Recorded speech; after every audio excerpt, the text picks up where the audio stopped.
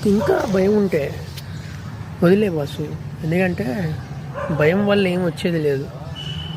ఈరోజు నీకు 30 ఏళ్ళే ఉండొచ్చు, 40 ఏళ్ళు ఉండొచ్చు, 50 ఏళ్ళే ఉండొచ్చు, కానీ ఇంకా నువ్వు చేయాల్సినవి ఉంటాయి కదా. ఆ చేయాల్సిన వాటిని డే బై డే పోస్ట్పోన్ చేయొచ్చు. డే బై డే ఇంకా ఇంకా అవ్వచ్చులే అనుకుని అది ఓకే. కుదరకపోతే ఎవరేమంటలేదు. ట్రై చేయకపోవడం చాలా తప్పు.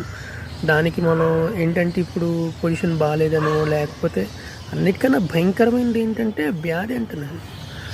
ఎవడేదో అనుకుంటాడని అయిపోవద్దు.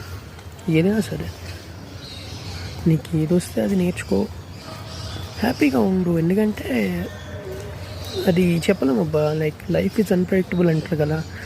బట్ అన్ప్రెడిక్టబుల్ అంటే ఆ మూమెంట్, ఆ క్షణం నీది.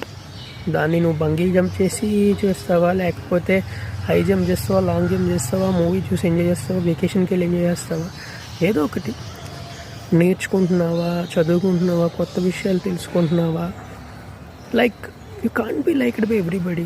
సింపుల్ ఎగ్జాంపుల్ చెప్తా మనలో అన్నమాట. ఇప్పుడు ఎవరైనా వచ్చి ఒక సిమ్యులేషన్ పెట్టుకోండి, సక్సెస్ఫుల్ వాళ్ళ దగ్గరికి వెళ్ళి సార్ ఎందుకు సార్ పొద్దునంత నుంచి రాత్రి దాకా, ఇప్పుడు కోహ్లీ గారి దగ్గరికి వెళ్ళి ఎవరైనా అంటారా? విరాట్ కోహ్లీ కానీ సచిన్ కావచ్చు, ఇంకా జేమ్స్ ఆండర్సన్ అని ఉన్నారు, నోవాక్ జోకోవిక్, సార్ ఎందుకు సార్ పొద్దున్న లేస్తే ఎండలో తిరుగుతుంటారు మీ అబ్బాయి అని ఎవరైనా అడుగుతారా? వాళ్ళని అడగలేదు కదా.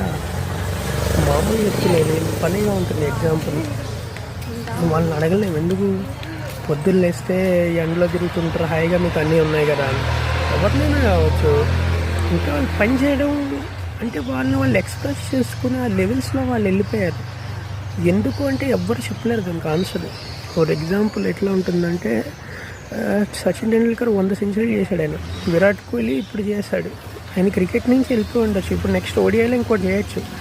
కానీ ఆయన కూడా ఇప్పుడు నేను ఎలా క్రికెట్ ఆడట్లేదు కదా అని ప్రాక్టీస్ పక్కన పెట్టాడు కదా. ఇప్పుడు ఎందుకు సార్ ఇవన్నీ చేస్తున్నారంటే ఆ సమాధానం తెలీదు. ఎందుకుకి సమాధానం ఉండదు. ఇప్పుడు ఏమన్నా ఇప్పుడు వండేవనుకు ఇంట్లో, మీ వాళ్ళు వండారు, రెస్టారెంట్కి వెళ్ళావు, ఐస్ క్రీమ్ అక్కడ నచ్చింది నీకు, ఎందుకు నచ్చిందంటే ఏం చెప్తావు? ఆ ఎందుకు అసలు ఆ క్వశ్చన్ ఏంటో నాకు అర్థం కాదు. ఎందుకు అంటే దానికి అది చాలా పెద్దది. వై అనే 3 letters అనుకుంటాం, కానీ ఎక్స్ప్లెనేషన్ చాలా పెద్దది దానికి. సో వైలి వాట్లు బట్లు ఇఫ్లు అన్నీ పక్కన పెట్టేసి హాయిగా ఎంజాయ్ చేయండి ఉన్న ఒక జీవితాన్ని, అంతే.